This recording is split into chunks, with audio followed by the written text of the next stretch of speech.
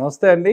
ఈ హనుమాన్ చాలీస పారాయణ ఎవరెవరు చేయవాలి అంటే, ఇది మన దక్షిణ ఉత్తర భారతదేశాల్లో చూద్దాం. ఉత్తర భారతదేశంలో వచ్చేసరికి ఎవరైతే ఐఏఎస్, ఎవరైతే ఐపీఎస్ కోచింగ్ సెంటర్లు ప్రిపేర్ అయ్యే వాళ్ళందరూ కూడా ఆడ బడే హనుమాన్ టెంపుల్‌కి వెళ్ళడం అనేది నార్మల్‌గా వస్తున్న ఒక రొటీన్.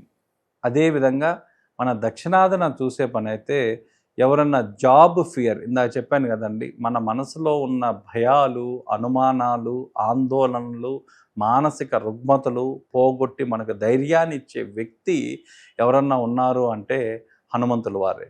ఇప్పుడు ప్రజెంట్గా ఇది ప్రతి ఒక్కరూ కూడా భారతదేశం అంతా కూడా అండి చాలామంది పాటిస్తున్న సాంప్రదాయం ప్రక్రియ ఏదన్నా ఉంది అంటే మెయిన్గా ఈ ఐటీ జాబ్ వాళ్ళు.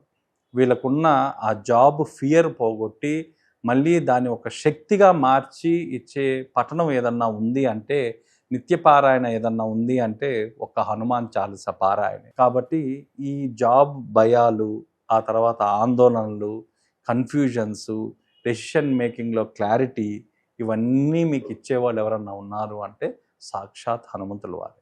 కాబట్టి మీరందరూ ఒకసారి రండి. సామూహికంగా ఒక కలెక్టివ్ ఎనర్జీని, ఒక శక్తిని అక్కడ సామూహిక శక్తి ఏందో ప్రతి ఒక్కరూ ఫీల్ అవుదాం.